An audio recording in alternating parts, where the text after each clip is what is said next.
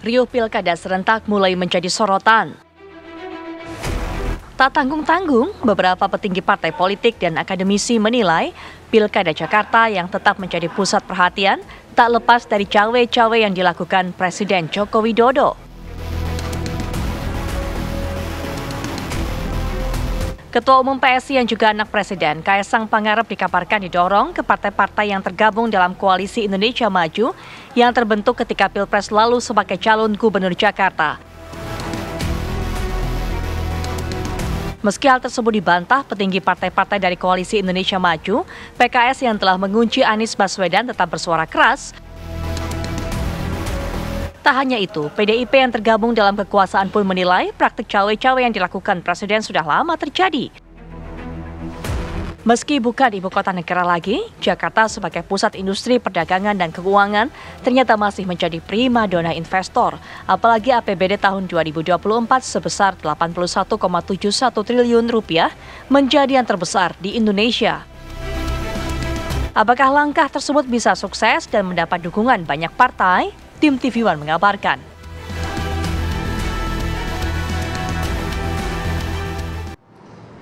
Ya, sejauh mana sebenarnya sentuhan Presiden Joko Widodo dalam gelaran Pilkada 2024 ini kita akan bahas pada pagi hari ini dengan sejumlah narasumber.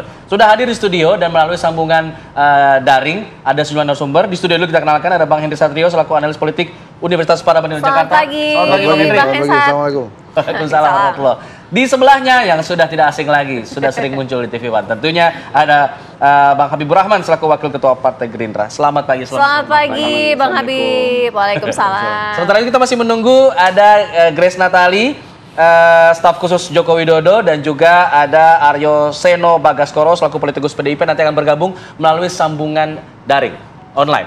Nah, kita tanya dulu yang ada di studio deh soal sentuhan Presiden Joko Widodo yang kabarnya sudah mulai menggigit di pilkada, baik itu Jakarta dan juga daerah-daerah lainnya.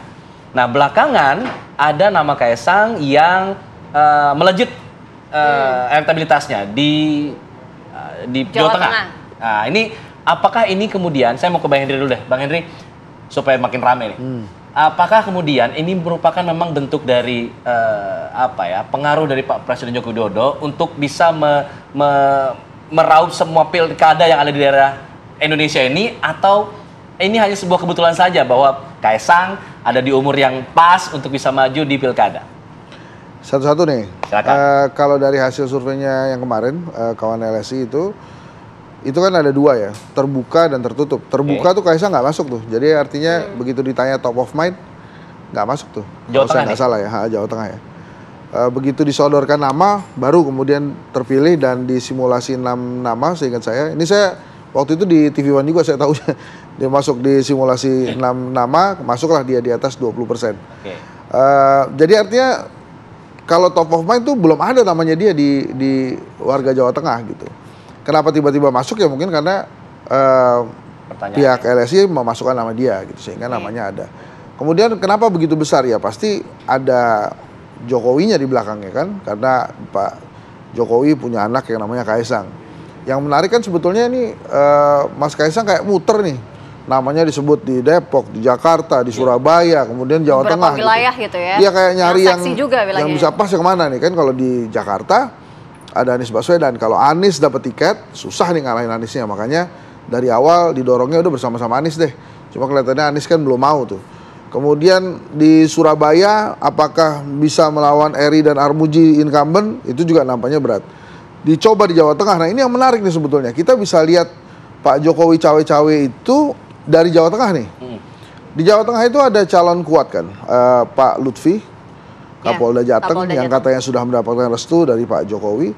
Kemudian ada sahabatnya Bang Habib, Pak Sudaryono, yang juga kuat juga di sana.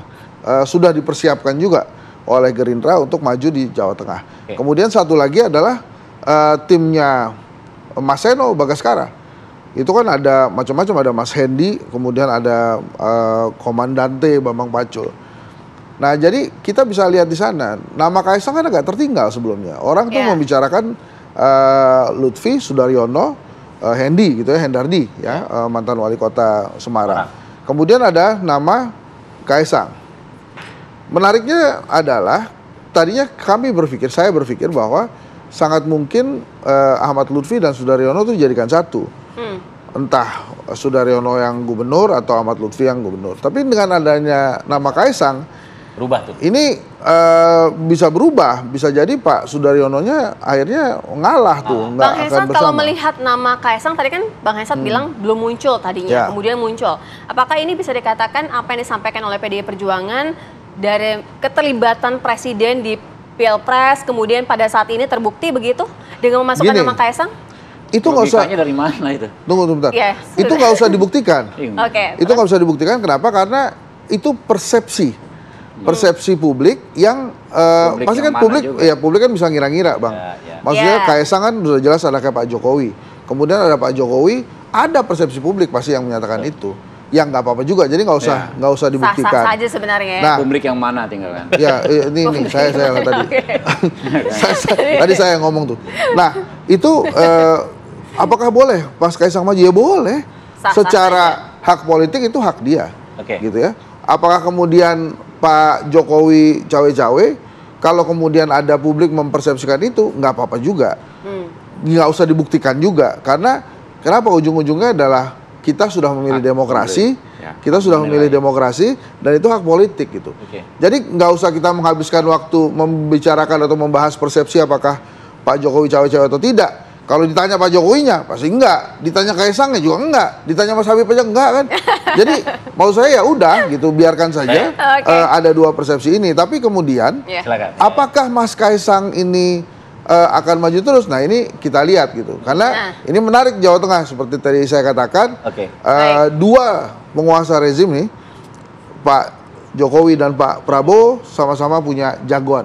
Kita dengarkan dari Bang Habib. Bang Habib. Satu ya, soal nama Mas Kaisang itu muncul di beberapa tempat. Memang kan ini kita bicara soal pilkada. Banyak tokoh di berbagai provinsi ya, yang dikenal juga oleh masyarakat di berbagai provinsi. Tapi yang namanya elektabilitas itu baru muncul ketika publik tahu atau mendapatkan informasi bahwa tokoh tersebut akan maju atau berkenan maju di wilayah tertentu. Seperti misalnya di Jakarta.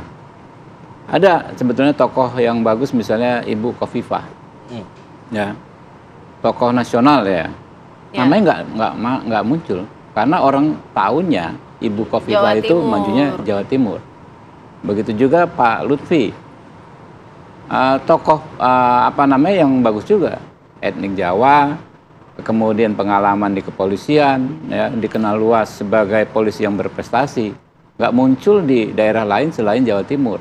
Bahkan kalau nggak salah daerah asalnya itu kan Jawa Tengah ya. Kelahiran beliau itu Jawa Timur kalau nggak salah, nggak muncul di Jawa Timur. Ya kan, jadi publik sekarang kan seperti itu. Nah, kenapa misalnya nama Mas Kaisang belum muncul di Jawa Tengah, ya kan? Karena selama ini ya, yang informasi didapat oleh publik, beliau nggak maju di Jawa Tengah. Jadi ya, intinya kan makanya bukan muncul tiba-tiba, juga bukan karena by design atau campur tangan atau cawe-cawe. Mas Kaisang ini kan putra Pak Jokowi. Pak Jokowi mendapat dukungan amat besar ya dari masyarakat, termasuk dari masyarakat beretnik Jawa. Ya, karena itu wajar ketika di sounding dikit saja, misalnya di Lampung, nama Mas Kaisang di sounding dikit saja, langsung tinggi, elektabilitasnya langsung keluar. Di Depok ada masyarakat Jawanya, di Jakarta, di dapil saya ya, kebetulan kampung halaman beliau di Jakarta Timur, ya kan? Nama Mas Kaisang muncul di konstituen kami, terutama di basis daerah yang beretnik Jawa, karena saya paham sekali di demografi masyarakat Jakarta ini, aspirasi politik masyarakat etnis tertentu mengacu kepada aspirasi masyarakat di kampung halamannya. Nah, itulah kenapa saya bilang nggak ada yang aneh dengan nama Mas Kaisang yang nggak muncul ketika pertanyaan terbuka. Nggak muncul karena rakyat, tapi ketika disodorkan nama Kaisang baru muncul. Nah itu. Nah, kemudian soal cawe-cawe. Ada dua hal saya di berbagai forum bicara hal ini. Apakah dalam konteks positif, netral, apakah konteks negatif? Oke, kita bicara yang netral. Namanya politisi, keluarga politisi boleh dan kata Bung Hensat ya, boleh dan wajar berpolitik. Tapi dalam konteks negatif itu jauh sekali, Pak. Dalam konteks negatif yang di Pilpres saja digadang-gadang oleh teman-teman Pak Hasto kalau nggak salah kan mereplikasi Pilpresnya. Pilpres itu nggak terbukti kok. Putusan Mahkamah Konstitusi baik dalam konteks uji materi maupun dalam konteks PHPU Pilpres nggak terbukti. Dan rakyat yang merupakan hakim sejati dalam konteks politik sudah menjatuhkan pilihan. Tidak percaya pada insinuasi, pada fitnah terselubung soal adanya cawe-cawe dalam konteks negatif ini. Sehingga jelas kan kalau merujuk kepada hasil Pilpres, rakyat tidak percaya dengan itu semua. Yang dilihat rakyat adalah anak muda pengen maju, mereka apresiasi terhadap anak muda. Kurang lebih begitu. Memang tadi dikatakan tidak percaya dengan insinuasi tadi ya. Tapi kemudian juga ada suara-suara yang mengatakan bahwa kenapa Pak Presiden tidak berkaca dengan hasil Pilpres, bahwa ada protes besar juga di masyarakat, bahwa ada pengaruh begitu. Justru ini kita berkaca pada hasil Pilpres, Bos. Pilpres itu dua hal. Secara hukum, putusan Mahkamah Konstitusi. Secara politik, hasil pemilu. Rakyat nggak percaya kok pada fitnah-fitnah tersebut. Nggak ada yang salah dengan Pilpres. Jadi kalau berkaca pada hasil Pilpres, nggak ada masalah sama sekali di Pilpres. Nanti kita akan dalami. Nanti sudah bergabung juga bersama kami melalui sambungan daring ada Grace Natali dan juga Seno Baguskoro. Usai jeda ya, kita akan berbincang dengan mereka. Tetap di sini di Apa Kabar Indonesia Pagi. Tapi kan Mas Pacul mungkin lebih ini di Jateng, tapi kok Mas Kaisang? Ya nggak apa-apa, buat Mas Kaisang. Itu mungkin dipertimbangkan nggak sih? Iya dong, menjadi salah satu pertimbangan juga. Artinya masih ada pernyataan yang cukup mengejutkan sih kalau buat saya. PDIP ternyata mempertimbangkan nama Kaisang Pangarep untuk bisa masuk di Jawa Tengah, dalam Pilkada Jawa Tengah. Sementara sebelumnya ada Hasto Kristianto yang menyebutkan bahwa ini ada cowok-cowok Pak Jokowi yang kemudian keras sekali membantah menentang hal tersebut. Nah, kita sudah tersambung bersama Mas Seno Baguskoro dari PDIP dan juga ada Grace Natali, staf khusus Joko Widodo. Nanti kita ke Mbak Grace. Sebelum ke Grace, kita ke Mas Seno dulu. Mas Seno, ini apa sih sebenarnya diinginkan PDIP nih dalam pilkada nih? Satu sisi menyebut bahwa ada cawe-cawe Pak Jokowi yang kemudian ditentang habis oleh PDIP, lalu kemudian Mbak Puan Maharani menyebut mempertimbangkan kok nama Mas Kaisang untuk bisa masuk di pilkada. Ya, terima kasih Mas Alfa. Jadi harus kita pahami sama-sama bahwa pertama-tama kita menyadari betul bahwa di dalam pilkada ini adalah satu perhelatan penting. Maka kami menyiapkan segala sesuatunya dengan super serius. Analisis pencermatan terhadap dinamika terkini, simulasi nama, segala macam kita gunakan untuk melihat siapa sebenarnya nama-nama tokoh yang masuk sebagai aspirasi dari masyarakat di berbagai daerah. Bagaimana cara pendekatannya? Salah satunya adalah tentu saja selain melalui aspirasi dari pengurus atau masukan dari bawah, tentu kami juga menggunakan pendekatan saintifik, misalnya dengan menggunakan survei. Bahwa ada banyak nama yang terjaring dalam survei adalah sebuah fakta yang harus kami terima, kami lihat, dan kami cermati. Apapun itu, sebagai partai politik, kami tentu punya keinginan secara kebatinan untuk mendorong kader-kader kami yang terbaik untuk berlaga di berbagai pilkada. Tetapi bahwa ada nama-nama lain yang muncul harus kami cermati dengan sedemikian rupa. Terlepas dari apakah nama-nama ini adalah nama-nama yang mengundang kontroversi, yang mengundang berbagai pertanyaan di masyarakat atau tidak, tetapi semua nama itu tentu harus kami cermati dengan seksama. Sehingga tentu menarik kalau melihat nama-nama itu muncul, bagaimana prosesnya, apakah punya rekam jejak atau tidak di daerah tersebut, apakah punya faktor ketokohan dan kredibilitas yang cukup. Semua itu tentu kami pertimbangkan. Jadi kalau kita berkaca dari statement para pimpinan partai, sebenarnya maksudnya adalah tidak ada nama-nama yang terlepas dari pantauan, semuanya menarik, bahwa demokrasi memunculkan banyak nama itu kemudian adalah satu hal yang baik. Tetapi persoalan apakah kami akan mendukung siapa, saya rasa masih butuh tahapan yang begitu panjang di tengah masyarakat. Bagaimana nanti sebenarnya yang dibutuhkan. Sebagai partai politik, kami bertanggung jawab untuk harus mempertanggungjawabkan apa yang kami usulkan di dalam pilkada nanti. Saya rasa konsepnya seperti itu, Mas Alfa.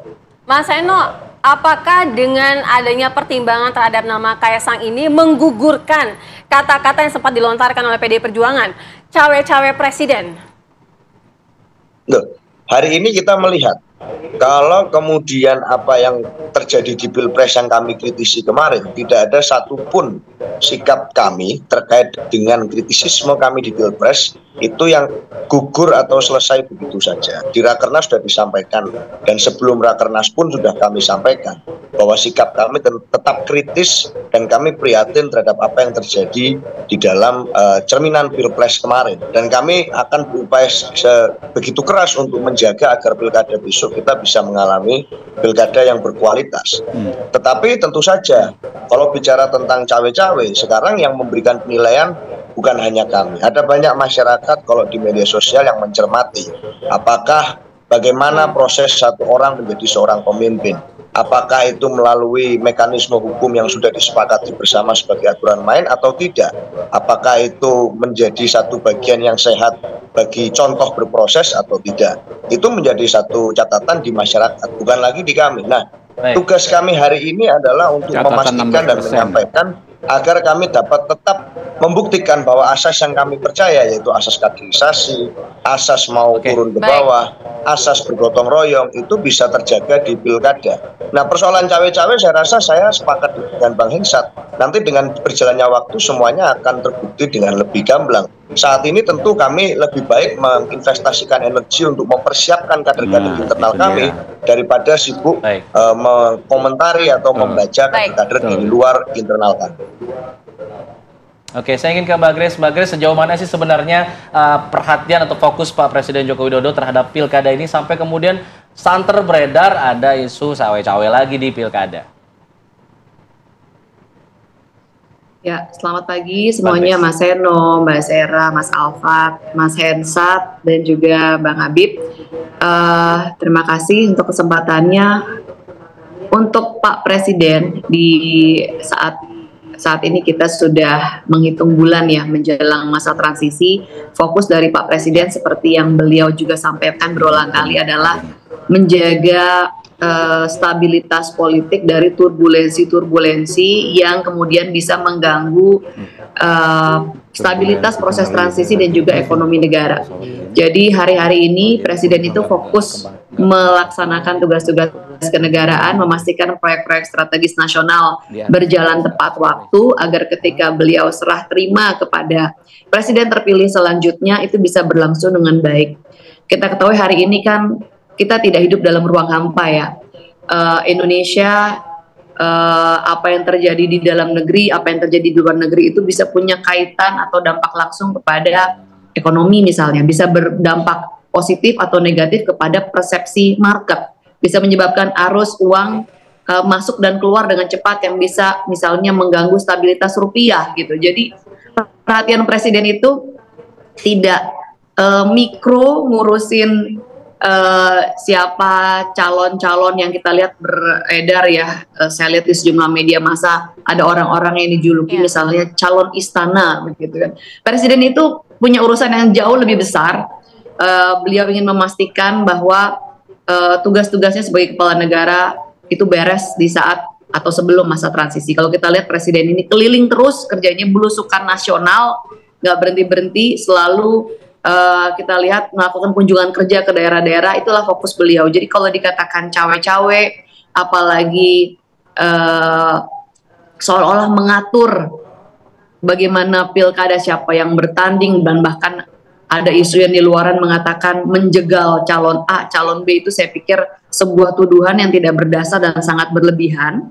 Karena kita ketahui bahwa ini kan pemilihan di mana satu orang punya satu suara, bahwa seorang calon mau apakah dia bagian dari keluarga yang memiliki kekuasaan politik, misalnya apakah bapaknya gubernur, misalnya belum tentu anaknya nyalon bisa terpilih begitu kan, karena ada faktor popularitas, ada kedisukaan, orang populer belum tentu disukai begitu kan, belum tentu juga berujung pada elektabilitas atau pasti terpilih. Jadi ada banyak variabel yang tidak bisa dikendalikan oleh satu orang. Jadi rasanya tuduhan yang sangat berlebihan kalau dikatakan Pak Presiden cawe-cawe. Kepentingan beliau adalah menjaga stabilitas agar kondisinya baik, terutama untuk ekonomi.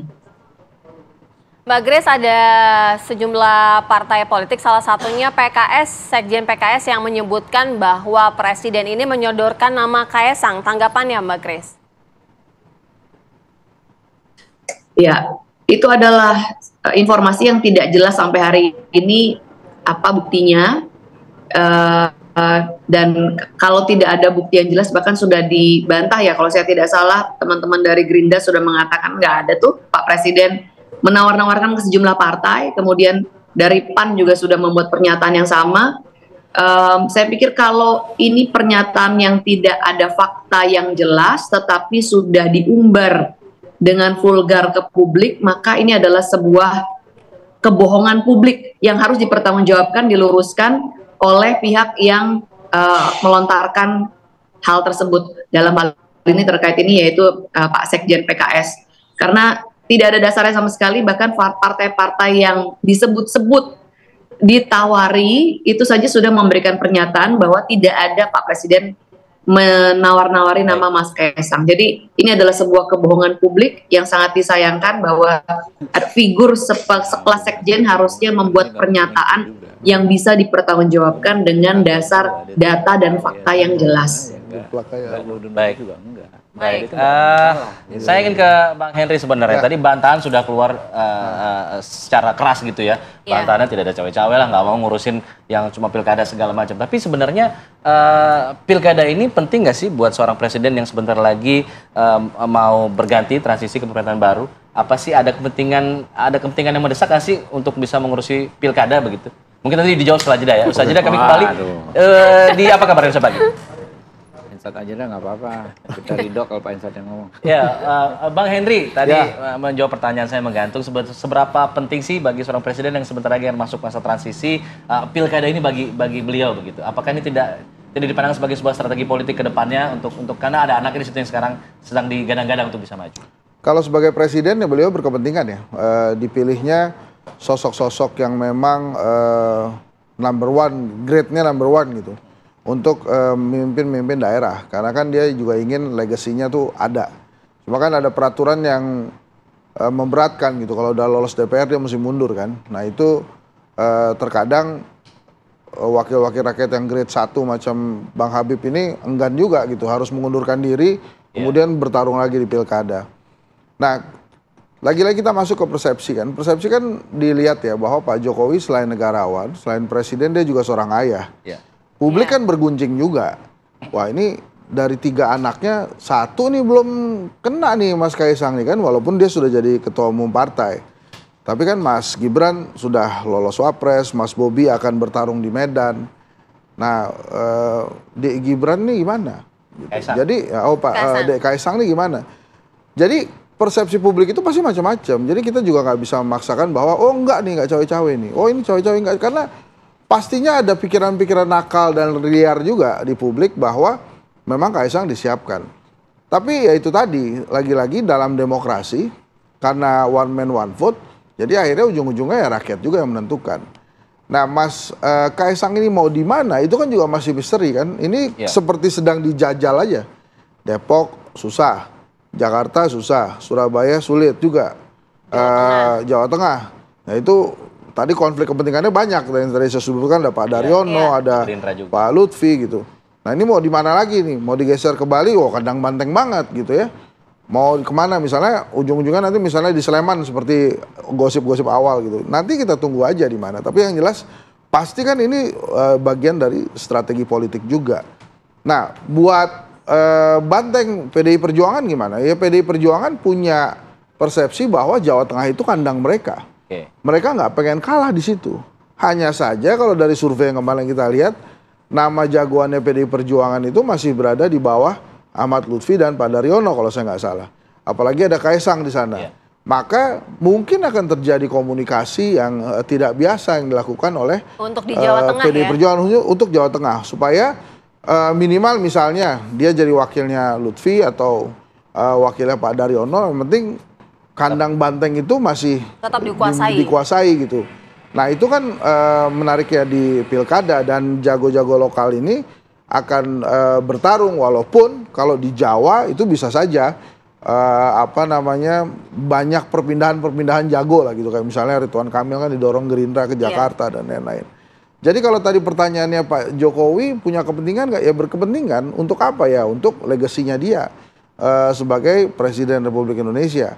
Nanti yang bertanggung jawab pada saat pencoblosan kan Pak Prabowo.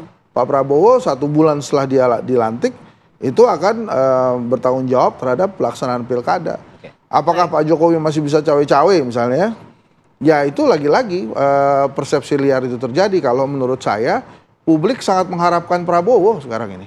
Baik. Jadi pada saat misalnya Pak Prabowo kemarin operasi berhasil, semuanya bilang alhamdulillah. Jadi memang ini ada pergeseran dan publik pastinya merasa bahwa Pak Jokowi akan coba kalau memang nanti cawe-cawe ujungnya pada saat pendaftaran.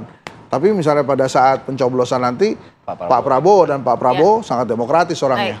Kalau dari Bang Habib, Gerindra sendiri posisi saat ini melihat sosok Kaesang dipertimbangkan untuk di Jawa Tengah khususnya? Ya, jadi saya bicara cawe-cawe ya. Bahwa ini kan demokrasi, persis disampaikan Pak Hensat. Ya. Demokrasi itu memberikan kita opsi-opsi, ya. Dan kita jalani saja prosesnya. Apakah Mas Kaesang memang elektabilitasnya melejit? Tentu kalau kami ini kan dalam setiap perhelatan pilkada pengen kader kami maju. Pertama, kalau tidak memungkinkan adalah kalau nggak bisa kepala daerah wakilnya, oke? Kalau nggak bisa juga setidak-tidaknya orang yang politiknya berafiliasi ke kami. Nah itu nanti kita lihat simulasinya. Dan ini semua ya kembali lagi proses demokrasi, masyarakatlah yang akan menilai. Persis Pak Hensat bilang one man one vote. Terlepas ada berbagai variasi pergunjingan di masyarakat. Ada yang mungkin 16% negatif, ya kan? Ada sisanya yang majority silent majority biasa saja dan melihat sesuatu sesuai dengan substansinya. Apakah ini orang terlepas asal usul keluarganya, terlepas jabatan ayahnya berkualitas atau tidak, mereka akan melihat ke substansinya, ya.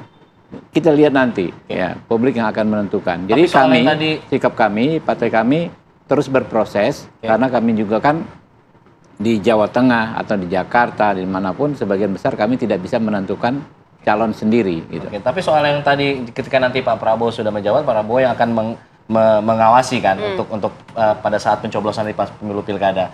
Sudah ada pembicaraan dengan Pak Joko Widodo untuk bertransisi dari masa Jadi sekarang. Pak Prabowo sebagai kepala negara besok, ya, kepala pemerintahan tentu akan menundukkan, ya, menjalankan tugas, fungsi dan wewenangnya sesuai dengan konstitusi. Ya. Apapun, ya, akan kami pastikan berjalan sesuai dengan realnya. Dalam konteks apapun, ya, penyelenggaraan negara termasuk pemilu. Bukan cawe-cawe yang mana. Gitu loh.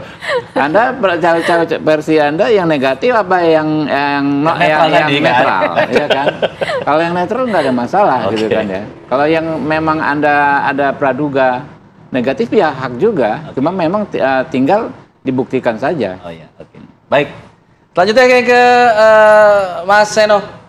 Bagaimana kemudian nanti langkah ke depannya? Tadi dikatakan akan ada, Bang Hensat bilang, ya akan ada dinamis sepertinya di Jawa Tengah nih untuk pilkada nanti. Ya, kami mohon waktu untuk diberikan kesempatan melihat lah, Mas. Karena hari ini kan lagi banyak sekali, kami sedang mencoba memfilter. Lagi banyak sekali rentetan-rentetan kebetulan demi kebetulan. Sehingga kami harus mengecek mana sebenarnya yang kebetulan, mana yang sebetulnya kebenaran. Ini harus kami cek. Misalnya bagaimana? Oh, ternyata kebetulan ada yang mengubah aturan undang-undang sehingga usia 30 tahun di MA pada saat dilantik bisa diloloskan. Oke, itu satu kebetulan yang pertama. Oh, kemudian kebetulan ada statement yang meskipun saya percaya dengan teman-teman yang sudah membantah, misalnya bahwa Pak Sekjen PKS mengatakan ada upaya menawarkan ABCDE. Oke, kebetulan ada informasi itu. Oh, ternyata kebetulan ada kemudian wacana muncul, misalnya Mas Kaisang dimunculkan di Surabaya, di Jawa Tengah, di mana. Oke, kebetulan ada informasi itu. Oh, lalu kemudian ada kebetulan baru lagi bahwa ternyata di survei itu paling tinggi, gitu. Meskipun misalnya ada Pak Lutfi yang sudah banyak pasang banner, ada kemudian misalnya Mas Bambang Pacul yang juga sedemikian ikonik, ada kemudian Mas Hendrar Priyadi yang 2 periode di Semarang. Oh, ternyata paling tinggi kebetulan Mas Kaisang. Nah, kebetulan demi kebetulan rentetan peristiwa ini kan harus kami filter dulu. Ini ada rangkaiannya enggak satu sama lain atau kebenarannya seperti apa. Nah, tentunya kami butuh waktu begitu. Tetapi pada prinsipnya kami masih percaya pada asas yang kami anut, kaderisasi, proses dan sekolah partai yang kami jalani selama ini harus ada muaranya. Muaranya kemana? Muaranya ya penugasan para kader untuk bisa menduduki jabatan strategis sebagai tanggung jawab konstitusional partai politik. Saya rasa kepentingan partai politik manapun hari ini di situ. Apalagi kan pilkada serentak semua daerah ini kan sesuatu yang baru. Jadi tentu kami akan melakukan pendalaman situasi, pencermatan dan simulasi nama. Tapi yang pasti pemfilteran antara kebetulan dan kebenaran ini yang hari ini sedang kami lakukan juga di waktu yang bersamaan. Saya rasa itu, Mas Alfa. Baik, memfilter kebenaran dan kebetulan. Kalau tadi juga mengutip apa yang disampaikan Bang Hensat yang mengatakan bahwa presiden terlibat, ada sentuhan presiden dalam pilkada itu merupakan satu legacy. Mbak Grace? Ya, tadi Mas Hensat kan bicara soal persepsi ya. Jadi sebenarnya persepsi dibentuk antara lain oleh perbincangan di media dan istilah-istilah yang dipakai antara lain oleh Mas Seno tadi kan kebetulan apa kebenaran begitu kan. Kalau kita lihat nih Mas Seno, surveinya Mas Kaisang kemarin di Pilkada Jawa Tengah, buat di Jawa Tengah gitu kan, ini kan ternyata paling tinggi, mau dipasangin sama siapapun paling tinggi gitu, bahkan lebih tinggi kata Mas Eno daripada yang sudah pasang banner di mana-mana.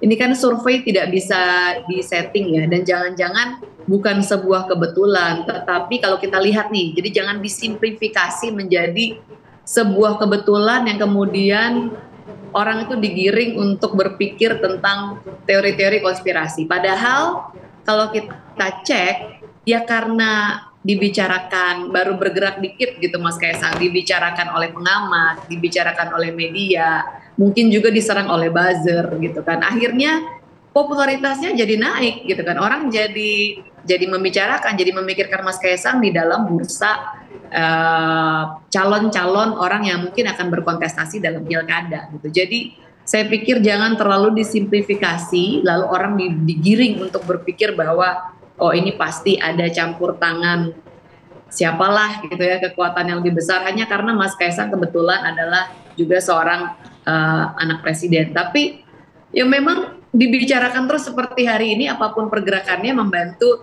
kemudian timbullah survei Mas Kaisang bisa yang paling tinggi gitu. Jadi saya pikir jangan kita terlalu mudah untuk berpikiran negatif gitu. Jangan-jangan ya memang Mas Kaisang punya modalitas sebagai anak muda yang kreatif sehingga dilirik juga oleh banyak partai, dilirik juga oleh masyarakat, dan semakin dibicarakan seperti ini jadinya ya semakin naik popularitasnya kalau di survei Mas Seno, bukan hanya karena kebetulan-kebetulan apalagi settingan gitu kan. Jadi saya pikir tuduhan-tuduhan itu sebaiknya dibuktikan kalau memang ada, jangan hanya dilepaskan dengan vulgar ke publik tanpa disertai dengan fakta dan data. Itu kan yang sering kita lihat, apalagi kalau dalam forum-forum dialog ya gitu. Jadi saya menghargai teman-teman pengamat tentunya, tetapi ada baiknya kalau tidak hanya sekedar rasa atau opini pribadi di situ dimasukkan, tidak memakai corong media seperti forum seperti ini, akhirnya membentuk opini publik begitu kan. Baik, terima kasih Mbak Grace, terima kasih Mas Seno, terima kasih Bang Hensat, terima kasih Bang Habib, terima kasih. Baik, saya ingin konklusikan diskusi hal ini dengan sebuah pantun, boleh ya? Sakal.